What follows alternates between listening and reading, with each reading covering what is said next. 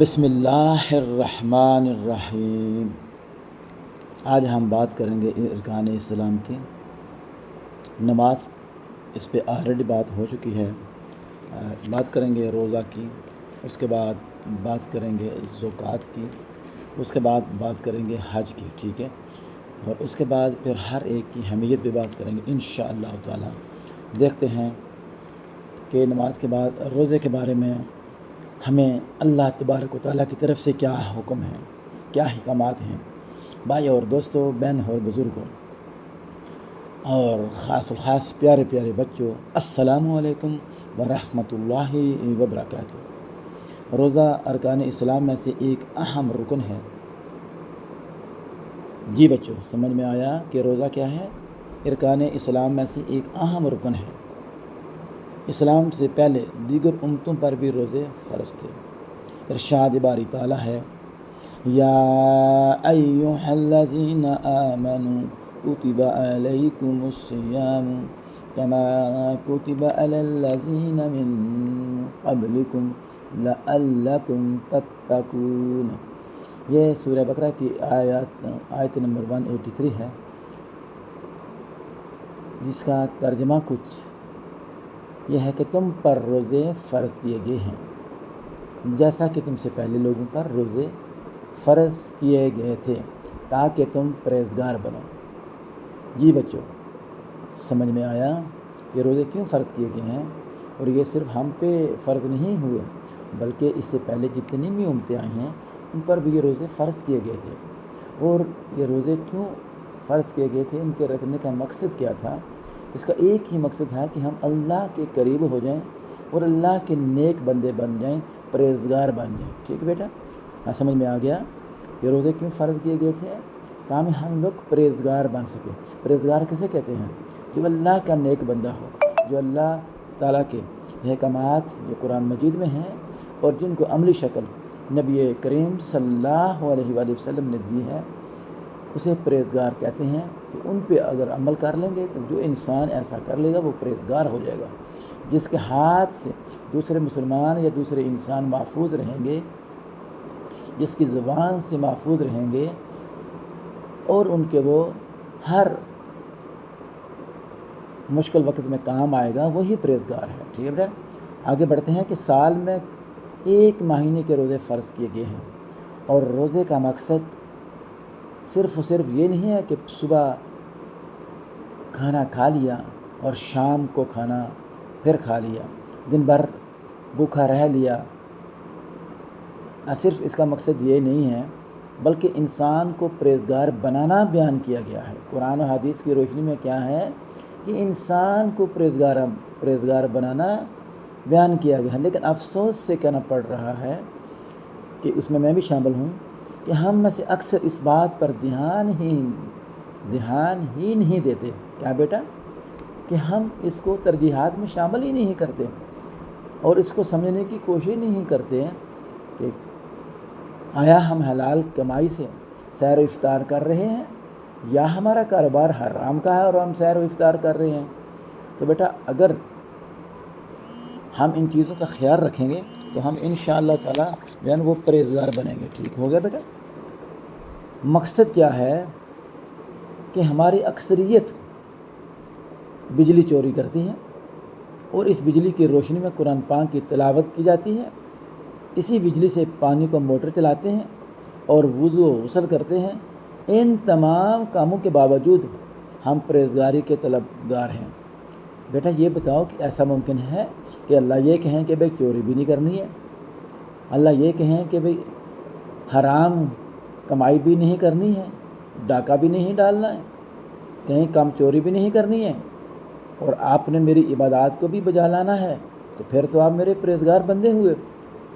تو بیٹا یا بھائی یا اے میرے بزرگ، اگر ہم ان تمام چیزوں کو، اللہ کے جو احکامات ہیں ان کو انکار کر کے اگر ہم روزہ رکھ لیں گے تو کیا ہوگا؟ ذرا غور کیجیے، پھر کیا ہوگا؟ پھر یہ ہوگا کہ ہم اللہ کے احکامات کو نہیں مان رہے ہیں، جن احکامات کو اللہ نے پیارے نبی صلی اللہ علیہ وسلم کے ذریعے ہم تک پہنچایا، ہم ان کو نہیں مان رہے ہیں۔ جب ہم نہیں مان رہے ہیں، اپنی من مرضی کر رہے ہیں، تو ہمارا اللہ بھی پھر کہتا ہے تو پھر جاؤ موجیں کرو، جتنی موجیں کر سکتے ہو، یہ دنیا تمہارے لیے امتحان گاہ ہے، واپس پلٹ کر تو آنا ہے۔ بھائیوں، بزرگوں اور بہنوں اور بچوں، یقیناً موت برحق ہے اور ہر ایک کو آنی ہے، اور ہماری آنکھوں کے سامنے آ رہی ہے، اور ہمارے پیارے بھی اس دنیا سے جا رہے ہیں، اور میں نے اور آپ نے بھی آج اور کل نہیں تو ایک دن ضرور جانا ہے۔ سوچنے والی بات ہے کہ ہم جو پرہیزگاری کا اپنے اوپر لیبل لگاتے ہیں، کیا وہ درست ہے؟ ان تمام کاموں کے باوجود جو ہم کر رہے ہیں، ہم پرہیزگاری کے طلبگار ہیں؟ کیا اس قسم کے روزے رکھنے سے ہمیں کوئی کسی فائدے کی توقع اور امید رکھنی چاہیے؟ میں کہتا ہوں یہ سوچنے کا مقام ہے اور مر مٹنے کا مقام ہے کہ ہم مسلمان ہو کر کیا کرتے ہیں، اور پھر آس اور امید کیا لگاتے ہیں۔ روزے کا جو مقصد ہے بیٹا، وہ کیا ہے کہ انسان کو پرہیزگار بنانا تھا، یعنی انسان اپنے نفس کی خواہش کو ختم کر لے اور برائیوں سے باز آ جائے، دھوکہ دہی، جھوٹ اور منافقت سے پیچھا چھڑا لے۔ کیا ہم یہ جو میں نے آپ کے سامنے نام لیے ہیں، دھوکہ دہی، جھوٹ اور منافقت سے جان چھڑا لے، کیا آج ہم ان سے جان چھڑا رہے ہیں، یا ان کے ساتھ دلچسپی سے حصہ لے رہے ہیں اور خوب دھوکہ دہی میں ملوث ہیں، خوب جھوٹ اور مکاری میں ملوث ہیں، اور منافقت کی تو انتہا ہو چکی ہے۔ بھائی اور دوستوں اور بزرگوں، کیا اگر ہم غور کر لیں یا دیکھ لیں، یہاں سب الٹا ہو رہا ہے، یقین مانیے، جسٹ اپوزٹ۔ رمضان شریف کے مقدس مہینے میں ناجائز منافع خور قبل از رمضان، یقین مانیے کہ بڑی بڑی جو ڈیلرز ہیں، بڑے بڑے جو تاجرز ہیں، وہ رمضان سے پہلے ہی ذخیرہ اندوزی کرنا شروع کر دیتے ہیں۔ فار ایگزامپل، اگلے مہینے سے رمضان شروع ہونا ہے اور آج 12 تاریخ ہے۔ اگر میرے پاس سٹاک ہے کم از کم، فار ایگزامپل گندم ہی کا لے لیجیے، گندم کے آٹے ہی کا لے لیجیے کہ میرے پاس 100 بوری ہے، تو میں نے آج ہی سے ادھار پکڑ کر 100 بوری اور خرید لینی ہے۔ اگر میری استطاعت ہے، اگر زیادہ ہے تو اس سے زیادہ خرید لینی ہے۔ جو ڈیلر جس بزنس کو کر رہا ہے اسی حساب سے وہ آگے چلے گا، اور اگر کسی کے پاس بہت زیادہ ہے تو وہ 6 ٹرک، 10 ٹرک، 20 ٹرک وہ آٹے کے پہلے سے گوداموں میں خرید کے رکھ لے گا، اور اگلے مہینے میں جب رمضان آئے گا تو پورے شہر کے اندر جب آٹا دستیاب نہیں ہوگا تو وہی آٹا جو آج 1200-1400 کے بیچ میں مل رہا ہے، فار ایگزامپل اس کا ریٹ جو ہے وہ میں نے 1200-1400 کہہ لیا، یہ 1.5 سال پہلے کی بات ہے، ابھی تو شاید 3000 سے اوپر کا وہ آٹے کا تھیلا آ رہا ہے 20 کلو کا۔ اگر وہی تھیلا 10,000 15,000 کا بیچنا شروع کر دے گا وہ ڈیلر یا وہ تاجر یا وہ ذخیرہ اندوز، تو کیا میں اور آپ نے زندہ تو رہنا ہے، لینا تو ہے، تو کیا وہ جو روزے رکھے گا، یہ صرف ایک مثال پیش کر رہا ہوں، وہ کیا اس کے روزے کامیاب ہوں گے؟ اس کے روزے کیا اللہ کے ہاں مقبول ہوں گے؟ کیا ان روزوں کو مقبولیت کا درجہ ملے گا؟ ہرگز نہیں۔ یاد رکھیے، جو اللہ کی حکمات قرآن حدیث کی روشنی میں ہمارے سامنے پہنچتے ہیں، اگر ہم ان میں ڈنڈی ماریں گے، ان اصولوں کے مطابق سر انجام دینے کی کوشش نہیں کریں گے، تو پھر یقین مانیے میرا اور آپ کا وہ حال ہوگا جو اس سے پہلے قوموں کو ہو چکا ہے۔ ہمیں اللہ سے ڈرنا چاہیے، لیکن ہم ڈرتے نہیں ہیں۔ ہوتا کیا ہے کہ رمضان شریف کے مقدس مہینے میں ناجائز منافع خور قبل رمضان ہی اپنے مسلمان بھائیوں کو لوٹنے کی تیاری شروع کر دیتے ہیں، جو کہ مغرب میں نہیں ہوتا، ایون عرب کنٹریز میں بھی ایسا نہیں ہوتا۔ اشیاء خود و نوش یا تو غائب کر دی جاتی ہیں یا ان کے دام اتنے بڑھا دیے جاتے ہیں کہ غریب آدمی کی پہنچ سے دور ہو جاتی ہے۔ بتائیں بھائی اور دوستوں اور بزرگوں اور بہنوں اور بچوں، یہ بچوں خصوصی اس میری بات پہ توجہ دیجیے گا کہ آپ نے آگے بڑے ہونا ہے، جوان ہونا ہے، آپ نے کاروبار کرنے ہیں، بزنسز کرنے ہیں، بڑے بڑے محکموں میں آپ نے بھرتی ہونا ہے، بڑے بڑے محکموں میں بھرتی ہو کے آپ نے اس ملک کی بھاگ ڈھور سنبھالنی ہے۔ اگر آپ کی پرورش، اگر آپ کو اسی طریقہ سے پروان چڑھایا گیا ہے تو کیا اس ملک کا نظام، اس معاشرے کا نظام اور برے سے برا نہیں ہوگا؟ پھر بھی ہم کیا کرتے ہیں؟ ہم توقع رکھتے ہیں کہ خدا ہماری دعائیں سنے گا، ہماری حاجات پوری کرے گا۔ قرآن پاک میں ارشاد پاک ہے کہ خدا تمہاری دعائیں سنتا ہے بشرطے کہ تم پرہیزگار بنو۔ بھائیو اور دوستو، اللہ نے ایک کنڈیشن ہمارے سامنے رکھ دی ہے، ایک آپشن رکھ دیا ہے۔ کون سا؟ کہ اس طریقے سے اگر آپ میری باتوں کو مان کر، میرے حبیب کی باتوں کو مان کر جو اس نے قرآن کی روشنی میں آپ کے سامنے عملی نمونہ پیش کی ہیں، اگر ان کے مطابق آپ نے زندگیوں کو ڈھالو گے تو پھر پرہیزگاری کا لیبل بھی آپ کو ملے گا اور جنت کے اندر اعلیٰ مقامات بھی آپ کو ملیں گے۔ درست ہوا بھائیو اور دوستو، بہنوں اور بزرگوں اور پیارے پیارے بچوں، کیا یہ بات درست ہے نا؟ آگے بڑھتے ہیں۔ غور کیجئے۔ کون غور کرے؟ وہ ساتھ والے ہندو ملک افغانستان والے غور کریں، یا انڈیا والے غور کریں، یا پھر یہ مسقط والے غور کریں، یا پھر یہ UAE والے غور کریں، یا پوری دنیا غور کرے اور پاکستان جو ہے وہ غور نہ کرے، اللہ کی بات کو نہ مانے، اللہ کے رسول نے عملی نمونے جو ہمارے سامنے پیش کیے ان کو نہ مانے، تو پھر بیٹا کیا ہوگا؟ پھر ہم پرہیزگار نہیں ہوں گے، پھر ہم کیا بنیں گے؟ پھر ہم اللہ کے باغی بنیں گے۔ جب ہم اللہ کے باغی بنیں گے تو ہمارا انجام بھی پھر وہی ہوگا جو اس سے پہلے باغیوں نے کیا تھا۔ ٹھیک ہو گیا نا؟ سمجھ میں آ رہا ہے نا؟ کوشش کیجئے بیٹا اس کو سمجھنے کی۔ لیکن غور طلب بات ہے کہ اللہ تعالیٰ کے ہاں ایک روزے کی کتنی اہمیت ہے، اس کو بھی سمجھ لیجئے کہ روزے کی اہمیت کیا ہے۔ اللہ اکبر! اگر جان بوجھ کر ایک روزہ نہ رکھا جائے، میں کیا بات کر رہا ہوں کہ اگر جان بوجھ کر ایک روزہ نہ رکھا جائے تو اس کے بدلے متواتر 60 روزے رکھنے کا حکم ہے نا۔ ہمارا قرآن کیا کہتا ہے، ہماری حدیث کیا کہتی ہے، ہمارے رسول اللہ صلی اللہ علیہ وسلم نے عملی جو نمونے پیش کیے ہیں آپ نے زندگی کے اندر، اس میں کیا یہ چیز ثابت نہیں ہے کہ ایک روزہ چھوڑنے سے 60 روزے رکھنے کا حکم ہے؟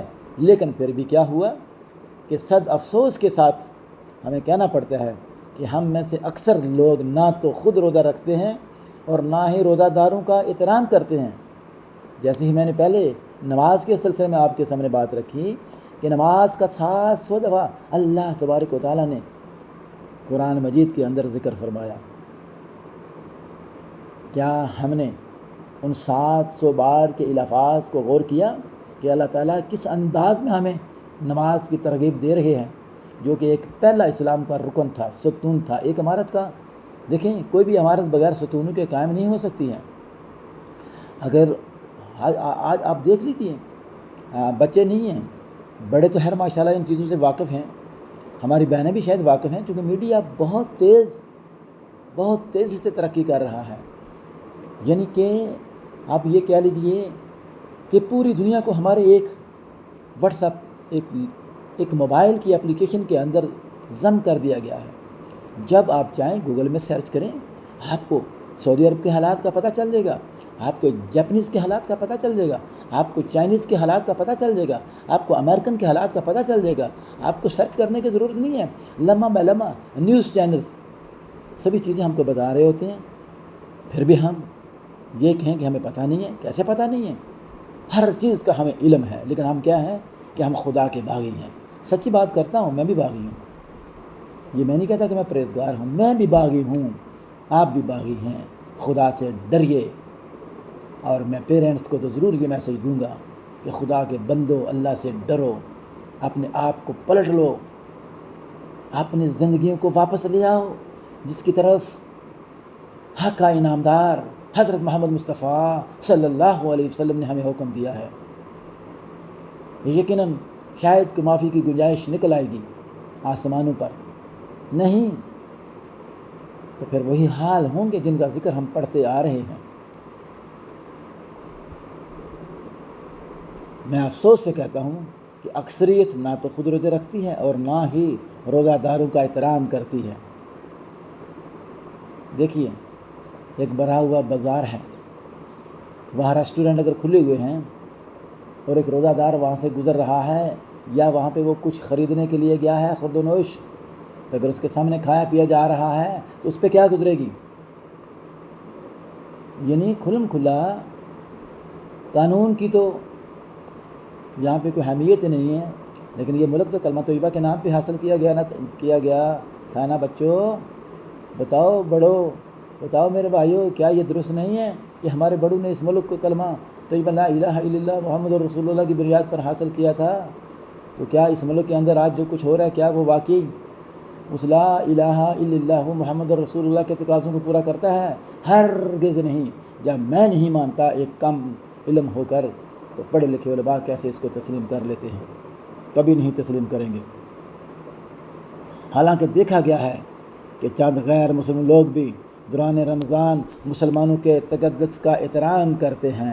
ہم نے میڈیا پہ دیکھا، ہم نے پرنٹ میڈیا کے ذریعے دیکھا، ہم نے ٹیلی ویژن پہ دیکھا، ہم نے گوگل پہ دیکھا، ہم نے واٹس ایپ پہ دیکھا، ہم نے فیس بک پہ دیکھا، ہر طرح کے جو سورسز ہیں ہم نے تمام جگہوں پہ کیا دیکھا کہ اگر کینیڈا کے اندر روزوں کا مہینہ شروع ہو چکا ہے تو وہاں کے پرائم منسٹر سے لے کر رولنگ پارٹی پوری کی پوری اور عام بازاروں کے اندر بھی مسلمانوں کو ایک مقام دیا جاتا ہے۔ سبھی کمیونٹیز کے لوگ مسلمانوں کو ایک مقام دیتے ہیں، ان کے اس روزے کا احترام کرتے ہیں اور ان کے لیے رائے آسان کرتے ہیں۔ کیا میرے ملک میں ایسا ممکن ہے؟ ہرگز نہیں۔ تو بتائیے، اگر ہم مسلمان ہیں تو ہم کون سے مسلمانوں کے تقاضے پورے کر رہے ہیں؟ اس ملک کے اندر اگر کوئی رولنگ میں ہے، کوئی بھی ہو زید بکر، کیا وہ ان چیزوں کا خیال رکھتا ہے؟ نہیں، ہرگز نہیں۔ ہم نے پچھلے 77 سالوں سے دیکھ لیا اس ملک کا جو حال ہو رہا ہے۔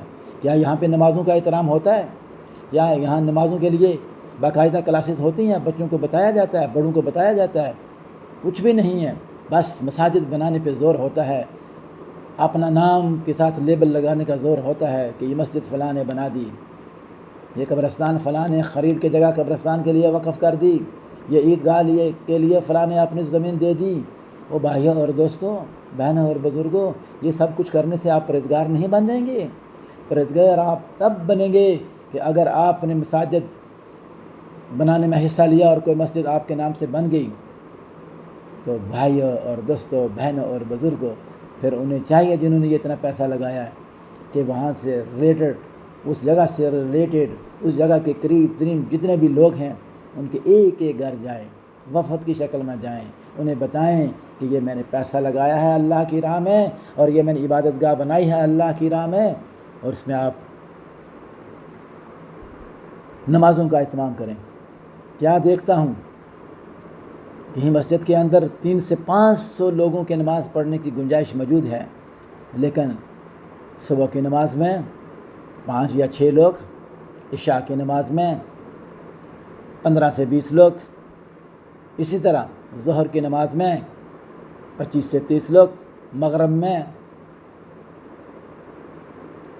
30 سے 35 لوگ، اور عشاء میں جو میں نے آپ بتا چکا ہوں آپ کو 15 سے 20 لوگ۔ گنجائش کتنی مسجد کی ہے؟ 500 لوگوں کی۔ تو کیا ہوتا کیا ہے کہ وہ مسجد بنانے والوں نے مسجد تو بنا دی، اس کے بعد اس کو آباد کرنے کا کیا کوئی فارمولہ ان کے پاس ہے؟ ہرگز نہیں ہے۔ بس مولانا صاحب آ گئی، لمبی لمبی تقریریں جاڑیں گے، آگ اگلتی تقریریں جاڑیں گے، ایک دوسرے میں الزامات کی بچھاڑ کر دیں گے، لیکن کسی کو ان چھوٹی چھوٹی باتوں پہ توجہ نہیں دلائیں گے۔ بالکل اسی طرح رمضان کا مہینہ آتا ہے، لوگ ظاہر اندوزی کر کے اپنا نام آگے بلند کرنے کے لیے، لوگوں کے سامنے ریاکاری کرنے کے لیے کیا کرتے ہیں کہ ذخیرہ اندوزی کر کے ڈمپ کر لیتے ہیں، اور پھر رمضان کے اندر اس کی قیمت بڑھا دیتے ہیں، اور پھر کہتے ہیں کہ اگر بازاروں میں یہ چیز مل نہیں رہی ہے تو میرے پاس تو یہ ریٹ ہے، میں 200 روپے کم کر کے آپ کو دے دوں گا۔ اگر رمضان سے پہلے وہ چیز فار ایگزامپل 1000 کی تھی، انہوں نے اس کو ذخیرہ اندوزی کر کے ڈمپ کر لیا، جب دیکھا پورے بازار کے اندر، پورے شہر کے اندر، گرد و نواح کے شہروں کے اندر وہ چیز دستیاب نہیں ہے، تو کیا اعلان کریں گے؟ بھئی میرے گودام سے تو آپ کو ملے گا یہ سامان، لیکن ڈبل قیمت پہ 2000 پہ، اور ساتھ رمضان کا حوالہ دے کے بولیں گے چلیں رمضان کا مقدس مہینہ ہے میں 200 کم کر دیتا ہوں، یعنی کہ 1000 والی چیز خرید کے ڈمپ کر کے ذخیرہ اندوزی کر کے رمضان کے مہینے میں 2000 کا ریٹ لگا کے اس کے اوپر 200 کم کر کے، یعنی کہ 1800 روپے فی یونٹ وہ جو بھی چیز ہوگی کھانے پینے کی ہوگی تو کر دوں گا۔ تو کیا یہ اللہ کو منظور ہے؟ کیا اللہ اس چیز کو پسند کرے گا؟ کیا یہ سب کچھ کرنے سے وہ بندہ پرہیزگار بن جائے گا؟ میری نظر میں، میرا ایک ناقص عقل میرے پاس ہے، اللہ نے شعور تھوڑا سا دیا ہے، اس کے مطابق ہرگز نہیں، کبھی نہیں۔ تو کیا ہم کس کو دھوکہ دے رہے ہیں، اپنے آپ کو یا اللہ کو؟ میرے خیال میں تو اللہ کو ہم کتنا ہی دھوکہ دے رہے ہیں، اس کی ذات پہ تو کوئی فرق پڑنے والا ہے نہیں۔ بڑے بڑے خدا بن کے بھی لوگوں نے کوشش کی ہے اس ذات پاک کو دھوکہ دینے کی، کچھ نہیں کر پائے، نہ ہی ان سے کچھ ہو سکا ہے۔ تو کیا میں اور آپ آج اللہ کے باغی بن کر، اللہ کے رسول کے باغی بن کر کیا ہم کچھ کر پائیں گے؟ نہیں، کچھ نہیں کر پائیں گے۔ یہ زندگی 4 دن کی ہے، اس کے اندر جو کرنا ہے کر لو، اچھا کر لو گے تو انجام اچھا ہوگا، برا کرو گے تو انجام کار بھی برا ہوگا۔ اگر ہمارے ذہنوں کے اندر فکر آخرت نہیں ہے تو یقین مانیں کہ ہم کسی معیار کے نہیں ہیں۔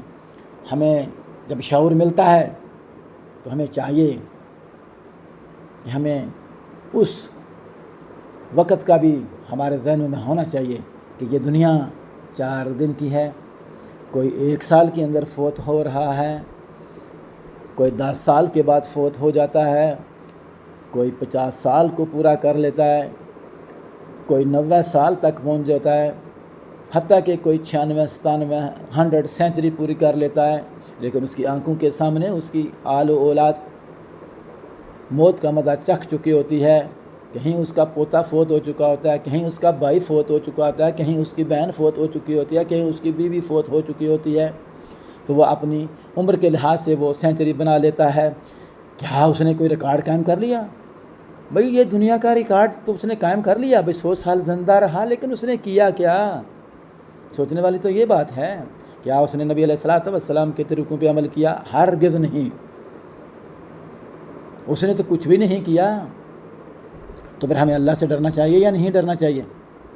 ہمیں اللہ سے ڈرنا چاہیے۔ یہ سب شیطانی اعمال ہیں جو میں بھی کرتا ہوں، آپ بھی کرتے ہیں، اور دنیا کر رہی ہے۔ ایک فارمیلٹی کے طور پہ ہم نماز کو بھی لیتے ہیں اور روزے کو بھی لے رہے ہیں، جس کو جو آج آپ کے سامنے میں رکھے جا رہا ہوں، روزے کی بات رکھے جا رہا ہوں۔ ہمیں چاہیے کہ قرآن کو منبع اللہ اکبر بنا لیں، اس کو بمائے ترجمہ پڑھیں، غور کریں، اس کو سمجھیں، اور پھر اس پہ غور کریں، تدبر کریں، پھر اس کے ذریعے لوگوں تک پہنچیں، اس کو پھیلائیں، تب جا کر بات بنے گی۔ اور عملی نمونہ جیسے نبی کریم صلی اللہ علیہ وسلم نے ہمارے سامنے رکھا ہے اس پہ بات کریں، لوگوں کو سمجھائیں کہ نبی علیہ السلام نے اس طریقے سے روزے کی وضاحت کی، اس طریقے سے روزے رکھا کرتے تھے، اس طریقے سے نمازیں ادا کیا کرتے تھے۔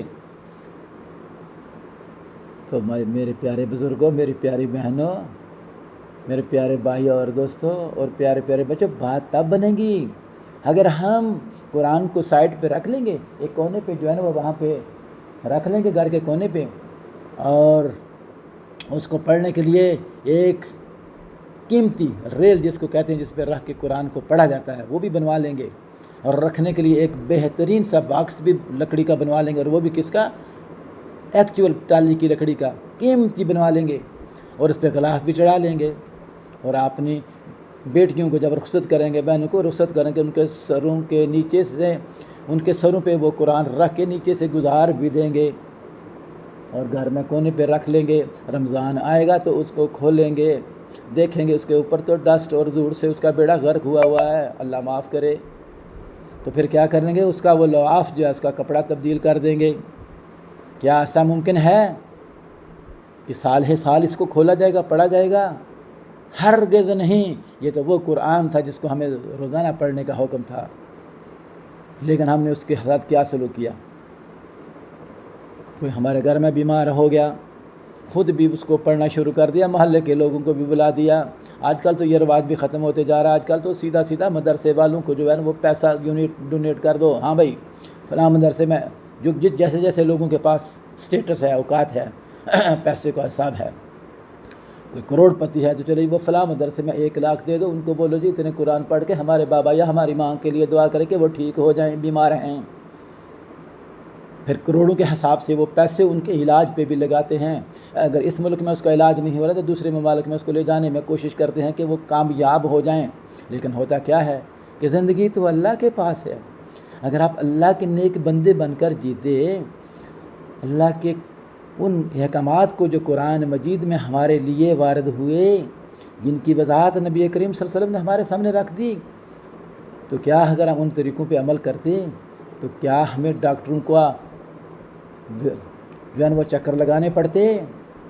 نہیں، ہم نے کسی بات کو تو مانا ہی نہیں ہوا ہے۔ ہم تو خالی مسلمان ہیں جی، محمد عارف جی، محمد یاسین، عبید اللہ، خلیل اللہ، یہ ہمارے تو نام ہوتے ہیں کتنے کتنے پیارے، احمد، محمد، یہ تو ہم اپنے بچوں کے نام رکھتے ہیں، ہمارے بڑے بھی اس نام سے پہچانے جاتے ہیں۔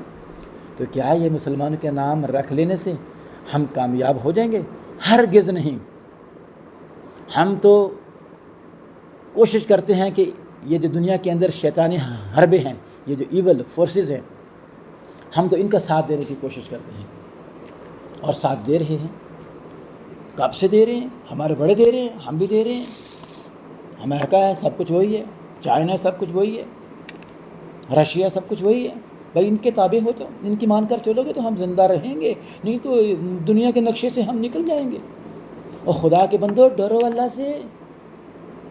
یہ ساری دنیا تو ایک ہی اللہ نے بنائی ہے، اور 6 دن میں بنا کے اس دنیا کو بسا دیا گیا ہے۔ یہ جو آج بڑے بڑے اس سے پہلے بھی آئے ہیں، جو اپنے رعب اور دبدبے سے لوگوں کو اپنا حکم ماننے کے لیے ظلم کیا کرتے تھے، آج وہ ہیں ہمارے سامنے؟ نہیں، ان کا نام تو لیا جاتا ہے، لیکن مثال کے طور پر، عبرت کے طور پر، کہ ایسا کرو گے تو ویسا ہوگا۔ تو کیا ہمارے پاس ابھی وقت نہیں ہے؟ کیا ہم اللہ سے ڈریں گے نہیں؟ کیا یہ جو ارکان اسلام ہے، یہ جو عمارت ہمارے نبی صلی اللہ علیہ وسلم نے ہمارے سامنے قائم کی تھی، مدینہ کی ریاست، یہ جو عمارت قائم کی تھی، کیا اس پہ عمل درآمد ہو رہا ہے؟ میں نے نماز کا آپ کے سامنے ذکر کر دیا، آج روزے کا آپ کے سامنے ذکر کر دیا، اسی طرح آگے زکوٰۃ کا ذکر کروں گا۔ کیا ہم یہ سب کچھ کرنے میں کامیاب ہو گئے؟ نہیں۔ ہمیں تو بس یہ ہے کہ میں مسلمان ہوں، میرے پاس یہ اسٹیٹس ہے، میں یہ کر سکتا ہوں، وہ کر سکتا ہوں، لیکن قرآن کو نہیں پڑھ سکتا، قرآن کے احکامات پہ عمل نہیں کر سکتا، نبی علیہ الصلوۃ والسلام کی سنتوں کو اجاگر نہیں کر سکتا، لیکن مسلمان ہوں۔ دعویٰ مسلمانی اتنا ہے کہ اللہ تو الرحمن الرحیم ہے، اللہ تو غفور الرحیم ہے، اللہ کی صفت ہے کہ وہ معاف کر دے گا۔ دوسرا دعویٰ یہ ہے کہ نبی علیہ الصلوۃ والسلام رحمت للعالمین بنا کر بھیجے گئے تھے، وہ جب دنیا کے اندر رحمت والے کام کرتے تھے، در رحمت بنا کر بھیجے گئے ہیں، تو قیامت کے دن وہ ہماری شفاعت کریں گے۔ ہم تو سیدھے یہاں سے قبر میں، اور قبر سے حشر میں، اور حشر سے جنت میں، ہمارے لیے تو کوئی رکاوٹیں ہی نہیں ہیں۔ خدا کے بندو، ڈرو اللہ سے، کیوں رکاوٹیں نہیں ہیں؟ اگر آپ نے یہ جو ستون میں نے آپ کے سامنے ذکر کیے ہیں اسلام کے، نماز پہ بات میری ہو چکی ہے تھوڑی سی، اس پہ ڈیٹیل سے بات بھی اگلی ویڈیو میں کروں گا، میں آج روزے پہ بات کر رہا ہوں۔ تو کیا ہم نے یہ جو روزے رکھتے ہیں ہم رمضان کے اندر، بھائی اور دوستو ذرا غور کرو، رات کو سونے سے پہلے 10 منٹ ذرا آنکھیں بند کر کے اس دنیا سے علیحدہ ہو کے غور کرو کہ ہم کہاں کھڑے ہیں، ہم کیا کر رہے ہیں۔ کیا ان روزوں کا یہی مقصد تھا کہ صبح اٹھ کے کھانا کھا لیا، منہ باندھ لیا، پانی سے پرہیز کر لیا، روٹی سے پرہیز کر لیا، لیکن دنیا کے سارے کام ہم نے کیے، ہم نے وہ کام کیا جس کا ہمیں حکم ہی نہیں تھا، ہمیں جھوٹ سے منع کیا گیا تھا، روزہ رکھ کے ہم نے جھوٹ بول کے، لوگوں کے ساتھ دھوکہ دہی کر کے، وادی سمانی اور غیبت کر کے دن گزار لیا، اور شام کو پھر ہم نے اللہ اکبر، پتہ نہیں کتنے قسم کے کھانے بنائے گئے، کتنے قسم کے لوازمات وہاں رکھے گئے، دسترخوان سجا دیے گئے، اور پھر ہم نے روزہ کھول دیا۔ کیا یہی روزے کا حکم تھا؟ یہ حکم نہیں تھا کہ آپ کے رشتہ داروں میں کوئی بیمار ہے، سامنے درخت کے پیچھے کوئی پریشان حال ہے، کسی کے پاس کھانے پینے کے انڈین انتظامات نہیں ہیں، کے قبضے میں ہے۔ روزے کا یہ حکم نہیں تھا کہ ان بہن بھائیوں کو بھی ساتھ لے کے چلو، سامنے نظر آ رہے ہیں، ان کے لیے بھی کچھ کر گزرو۔ کیا میں اور آپ کرتے ہیں؟ نہیں کرتے ہیں، اپنا ہی سنتے ہیں، اپنا ہی کرتے ہیں، اپنی ہی من مرضی کرتے ہیں۔ خدا کو تو ہم نے ایک خدا کا نام دیا ہوا ہے کہ اس گاؤں کے سبھی لوگ ہم اس کی باتوں کو نہیں مانتے، ہم باغی ہیں۔ ماشاءاللہ فصلیں ہیں، میں آپ کو نہیں کہہ رہا، میں خود بھی باغی ہوں۔ کی فصلیں کہتے ہیں، ڈرو اللہ سے، ڈرو اللہ سے، پلٹو واپس، نہیں تو بہت برا ہونے والا آپ کے ساتھ۔ یقین سے مانو، قیامت قریب سے قریب تر ہوتی جا رہی ہے۔ یعنی یہ جو مولد ہے زندگی کی، یہ دنیا کی، یہ دیکھیں یہ یہ ہمارا آہستہ آہستہ اختتام کی طرف پہنچ رہی ہے۔ یہ سامنے کچھ کر گزرو، اللہ سے ڈر لو، بھائی کے بیٹے کی شاپ ہے، خود بھی اپنے اہل و عیال کو بھی ڈرا لو اللہ سے، اپنی ماشاءاللہ انہیں حکمات پہ عمل کر لو جو قرآن میں موجود ہیں۔ اور پیارے حق کا انعامدار حضرت محمد صلی اللہ علیہ وسلم نے ہمارے سامنے رکھ دیے ہیں۔ یہ توت کا پلانٹ کرو گے نا، کہتے ہیں، غور کرو۔ یہ اس کا پلانٹ ہے ماشاءاللہ۔ یہ اللہ کے نبی نے اپنی پوری زندگی کے اندر حج تو ایک ہی کیا تھا۔ کے جو آس پاس ہے، ہم ہر بار ہر سال حج کے لیے دوڑتے ہیں مکہ، میں جو ہے نا ٹیلی مدینہ روضہ رسول کی زیارت کے لیے دوڑتے ہیں۔ چینل سے یہاں پہ فری میں کیا ہم نے اپنے کبھی کسی بہن کی کبھی بھائی کی زیارت کی؟ ایک دفعہ پھر آپ کو دکھاتے ہیں اس کی عادت کی؟ ہمارے جو بیچارہ سالوں سے مرض الموت پڑا ہوا ہے، یہ خطہ آزاد کشمیر وادی سمانی، اس کے لیے کیا ہم نے کوئی گدڑی بنڈالہ کا سین کسی ڈاکٹر کا، کسی حکیم کا انتظام کیا؟ کیا اس کو وہاں سے اٹھوایا اپنی گاڑی میں، کجاروں میں، اور کسی بڑے ڈاکٹر کے پاس لے کے گئے، کسی بڑے ہسپتال میں لے کے گئے؟ نہیں لے کے گئے نا۔ امن کا گہوارہ ہے، تو پھر مکہ جانے کا کیا فائدہ؟ علاقے میں آتے ہیں، پھر روضہ رسول پہ ہر سال جانے کا کیا فائدہ؟ بہترین منظر پیش کرتا ہے۔ یہی تو دو مقامات ہیں، واپس جاتے ہیں، ان کے جو والی ہیں کہ یہ خطہ مکہ اللہ کا گھر اور مدینہ روضہ رسول کا گھر، انڈین سے بھی، اور یہ علاقہ آپ وہیں پہ ہیں، ملک کی شکل میں دنیا کے نقشے اپنی میں قبر میں محفوظ ہیں۔ اللہ تعالیٰ کا ہم شکر ادا کریں گے۔ ہمارا لاکھوں درود و سلام ایک ہی مقصد ہے، حضور نبی کریم صلی اللہ علیہ وسلم پر ہو جائیں۔ آپ پہ پڑھیں ایک دفعہ، کشمیر کے بھی دونوں طرف، ایک دفعہ میں بھی پڑھتا ہوں، آپ بھی پڑھیے، کم از کم درود کا تو ثواب لے لیجیے۔ اللہم صلی علی محمد وعلی آل محمد کما صلیت علی ابراہیم وعلی آل ابراہیم انک حمید مجید۔ اللہم بارک علی محمد وعلی آل محمد کما بارکت علی ابراہیم وعلی آل ابراہیم انک حمید مجید۔ یا رب صلی وسلم دائما ابدا علی حبیبک خیر الخلق کلہم۔ بھائی اور دوستو، بہن اور بزرگوں، اور خاص کر بچوں، آپ نے بڑے ہونا ہے۔ پوری وادی سے وہ جیت گئے تھے، اور بچے 5 سال کے بھی میری بات کو سن رہے ہیں، تیسری دفعہ بلکہ اور والدین اچھے ہوئے تو ان کو یہ میری بات سنائیں گے۔ لڑتے ہیں اور جیت جاتے ہیں۔ بچے 10 سال کے بھی ہیں، بچے 20 سال کے بھی ہیں، اور بچے 25-30 سال کے بھی ہیں۔ بھائی گھر ہے اللہ پاک۔ آپ میرے دو بھائی رہتے ہیں، اپنی زندگیوں کو قرآن و حدیث کے مطابق ڈالنے کی کوشش کیجیے۔ لوگ رہتے ہیں، اللہ تعالیٰ یقیناً آپ اس ملک کا سرمایہ ہیں۔ آگے چل کر یہ اس ملک کی باغ دوڑے آپ کے پاس ہوں گی اگر آپ یہ دیکھیں جی، آج سے اپنی آبائی گاؤں میں آیا ہوں، تربیت قرآن و حدیث کے مطابق کرنا شروع کر دیں گے، آپ بڑے ہو جائیں گے، آپ ڈاکٹر بنیں گے، تو پھر آپ اس طرح لوگوں کو لوٹیں گے نہیں۔ دن دہاڑے آپ لوٹ رہے ہوتے ہیں، جن کو ہم کہتے ہیں، تنہائی آپ لاکھوں میں آپ گورنمنٹ سے لے رہے ہوتے ہیں، ہسپتالوں میں ڈیوٹی کرنے کی، اور مریضوں کو کیا کہتے ہیں کہ گھروں میں آ جائیں، میرے کلینک پہ آ جائیں، وہاں آپ کا بہتر سے بہتر علاج کروں گا۔ ادھر بھی لوٹ رہے ہیں گورنمنٹ کو، آپ لوٹ رہے ہیں ادھر آپ، اور میرے جیسے پتہ نہیں ہزاروں لوگوں کو آپ لوٹ رہے ہیں۔ زبردست ہر پلانٹ کے ساتھ خدا را ڈرو اللہ سے، یہ میں نے ایک مثال آپ کے سامنے ڈاکٹر کی یہ ابھی باقی تمام شعبوں کو لیجیے، وہ بھی بالکل ویسے ہی ویسے ہی، اور یہ بالکل ریڈی ہو ڈرو اللہ سے۔ اور یہ کارن کی فصل جو ہے یہ وقت دوبارہ نہیں ملے گا، اللہ تعالیٰ یہ ریڈی ہو جائے گی۔ Time and tide wait for none, گزرا ہوا وقت کبھی نہیں آئے گا۔ بنانا پلاٹس، اور یہاں پہ جو ہے یہ بنانا ٹائم اور سمندر کی موجیں کی ضروریات کے مطابق کبھی واپس نہیں پلٹیں گی، اور انشاءاللہ ان کا جو ٹیسٹ ہے، خدا کے بندو ڈرو اللہ سے، ڈرو اللہ سے، ڈرو جتنا ڈر سکتے ہو، یہ دیکھیں اور پلٹو واپس، اس طرف بھی کھیت ہیں، قرآن کو پڑھو، سمجھو، یہ ہمارا اور اس پہ عمل کرنے کی کوشش کرو، جو کہ ہم نے پھر حدیث کا مطالعہ کرو، ابو جی کے ساتھ کس طریقے سے نبی علیہ الصلوۃ والسلام نے ہمارے سامنے الحمدللہ ثم الحمدللہ اس قرآن کی وضاحت کی۔ آخری بات کر کے تھوڑا سا اور آگے بڑھتا ہوں، روزے کی بات کو آج ختم کرتا نیچے ہوں۔ کی طرف ہم نے روزے پلانٹیشن کی ہوئی تھی، صرف اور صرف آپ لوگوں کے فرض نہیں کیے گئے تھے، کے لیے آج اس سے پہلے جتنی امتیں آئی ہیں، جتنے انبیاء آئے ہیں، جتنے رسول آئے ہیں، کہ جتنے اسی طرح نبی آئے درخت ہیں یا سب نہیں؟ کو ان یہ میں روزوں سال سے میں ایک ہی دفعہ اپنے گاؤں یہ میں آتا مشق ان ہوں سے کروائی گئی اور ہے. الحمدللہ وہ طریقہ کار الحمدللہ مختلف ہو سکتے ہیں ماشاءاللہ یہاں میرے لیکن بھائی یہ بھی مشق ان لوگوں سے کروائی بہت گئی ہے, محنت کرتے ان ہیں. قوموں سے کروائی گئی ہے, فصلوں آج آپ سے بھی یہ دیکھیں مشق جس کروائی کھیت میں جا بھی رہی ہے. ماشاءاللہ تو اس کا کوئی میننگ ہے, اس کا کوئی ایک تو مطلب بالکل ہے, مجھے تیار لگ یہ رہا ہے. یوز لیس نہیں ہے, یہ میننگ فل ماشاءاللہ ہے, تیار ہے. یہ دیکھیں اس یہ کے اندر بالکل ریڈی بینیفٹس ہیں آپ کے لیے بھی یہ دیکھیں یہ بالکل اور آپ کے بچوں کے لیے بھی ماشاءاللہ یہ اور ریڈی پوری ہے. امت کے لیے بھی. یہ تقریباً سمجھیے اس بات کو, اور 15-20 دن میں کنارہ یہ ریڈی کشی ہو مت جائے گا. کیجیے, اور حلال یہ و حرام میں کوالٹی تمیز کیجیے, ماشاءاللہ یہ فصل ہے تب جا کے زبردست. بات بنے گی. یہ صاف ستھری پرہیزگاری ہے ایسے نہیں مل اور جائے یہ گی ہے جی ہمارا وہ داڑھی بڑی رکھنے سے, حصہ جس میں ہم نے کپڑے پلانٹیشن کاٹن کی کے ہوئی پہننے سے, ٹوپی اچھی لگانے پودے سے, لگائے ہوئے ہیں. یہ ماشاءاللہ ہمارے پودے امامہ ہیں, یہ باندھنے لکڑی سے, وغیرہ کے کام بھی خوشبو آتے ہیں. لگانے سے ان نہیں. کو کٹائی وغیرہ جب تک یہ سائڈوں سے کام کر نہیں کے کرو گے تو ماشاءاللہ اللہ جو کے ہے وہ ہاں آپ کوئی پرہیزگار نہیں ہے. اللہ کے لکڑی ہاں میں اور وغیرہ گھر آپ کے باغی بنانے کے ہیں, کام آتی ہے, باغی ہیں, باغی کھانا ہیں. بنانے کے کام